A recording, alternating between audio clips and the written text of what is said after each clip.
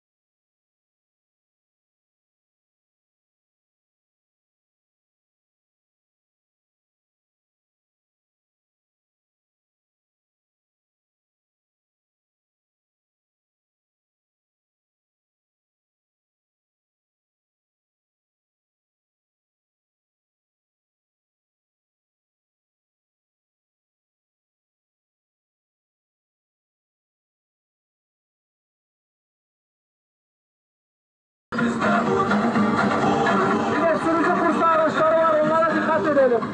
Tüm Osmanlılar, tüm İslam coğrafyasındaki Müslümanlar, Doğu Türkistan'a, Gazze'ye,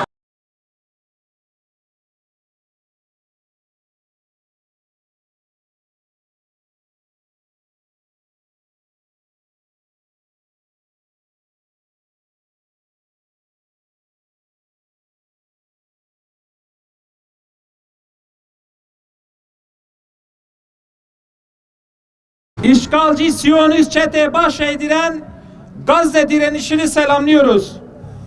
Bismillahirrahmanirrahim. Nice az topluluk Allah'ın izniyle çok topluluğa üstün gelmiştir. Allah sabredenlerle beraberdir. Bakara 149.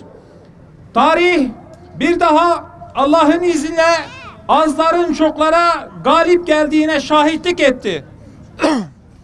Dünya bir daha gördü ki Allah sabredenlerle direnenlere beraberdir. 471 gündür üzerlerine tonlarca bomba yağdırılarak tarihin en acımasız soykırımlarından birine uğratılan yiğit bir halkın tüm imkansızlıklara rağmen sadece Allah'a dayanarak mucizevi bir dirençle sürdürdüğü onurlu cihadına şahitlik ediyoruz. Bu bir cihattır. Sonu ya zafer ya da şehadettir diyerek meydana atılan Allah yolunda nice liderlerini ve kardeşlerini şehadete uğurlayan yiğit mücahitlerin onurlu zaferine şahitlik ediyoruz. Siyonistlerin 70 yılı aşan işgaline ve zulmüne karşı Filistinli Müslümanların haklı direnişinin şanlı bir sayfası olan Aksa tufanından sonra emperyalist batılı devletler ve işbirlikçi uşaklarından aldıkları destekle Hamas'ı yok etme, Gazze'yi kalıcı işgal etme ve esirleri askeri yolla kurtarma hedefleriyle Gazze'ye karşı 15 aya aşkın bir süredir vahşi bir soykırım yürüten işgalci yönetimi hiçbir hedefine ulaşmadan ateşkesi kabul etmek zorunda kalmıştır. Bu kutlu cihatla İsrail'in yenilmezlik efsanesi yerle bir olmuş, yeryüzü müstekbirlerinin tüm desteğine rağmen işgal devleti direnişin kırılmaz iradesi karşısında çaresiz kalmış. Allah'ın yardımıyla iman imkana, mana maddeye, azlar çoklara galip gelmiştir. Dünyada benzeri görülmemiş vahşi saldırılar karşısında yalnızca terk edilmelerine rağmen sarsılmaz imanları, bitmeyen sabırları ve gösterdikleri azimli direnişleri sonucunda bu zafer mücahitler başta olmak üzere çocuğu, kadını, yaşlısıyla tüm Gazze'lilerindir. Mücahitlerin sözcüsü Ebu Ubeyde'nin cihadın ilk günlerinde söylediği şu sözlerin ilk aşamasının aynen gerçekleştiğine şahitlik ediyoruz. Buradan Netanyahu'ya söz veriyoruz. Bu savaşın sonunda sen ve ordun zelil bir şekilde diz çökeceksiniz. Allah'ın izniyle bu devletinizin sonu olacak. Bu sözün son cümlesinin de en yakın zamanda gerçekleşeceğine inanıyoruz. Ey yeryüzünün en yiğit halkı, imanın, cihadın, sabrın, şükrün, adanmanın destanını yazarak elde ettiğiniz bu zafer, İslam dünyasına meşale, tüm mazlumlara umut olmuştur. Bu zafer, Mescid-i Aksa'nın özgürlük safağının ilk ışığıdır. Zulme boyun eğmeyip, zalime diz çöktüren, cihat ehli yiğit mücahitlerin ve ribat ehli aziz Gazze halkının kutlu zaferini selamlıyoruz. Zaferin mübarek olsun Gazze. Bütün engellemere rağmen Gazze'ye destek vermeye çalışarak Siyonist vahşete karşı safını belirleyen Müslümanları Siyonist işgal son bulana kadar Filistin'i desteklemeye ve işgalci İsrail'e destek veren kuruluşları boykota devam etmeye çağırıyoruz. Kahrolsun İsrail! Kahrolsun İsrail! Kahrolsun İsrail! Kahrolsun Amerika! Mücahitler Aksa tufanı ile işgalci çetenin tabutuna son çiviyi çakmış. Gömmeyi de Rabbimiz bize nasip eylesin inşallah. Amin.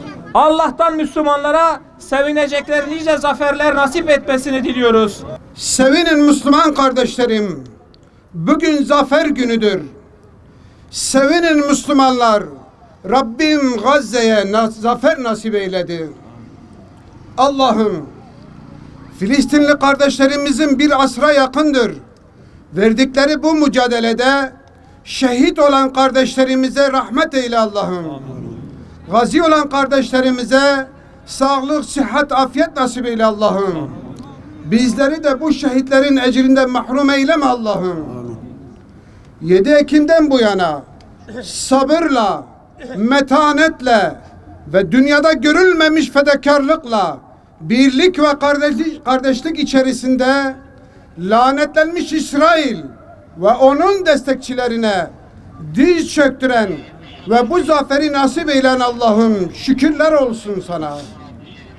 Allah'ım, 471 gün kimsenin kimseyi kınamadığı, açlık, yoksulluk, evsiz, barksız, bombalar altında parçalanan çocuklarının bedenlerini gördükleri halde sana şükreden bu kardeşlerimize Filistin ve Kudüs'ün özgürlüğünü nasip eyle Allah'ım. Amin.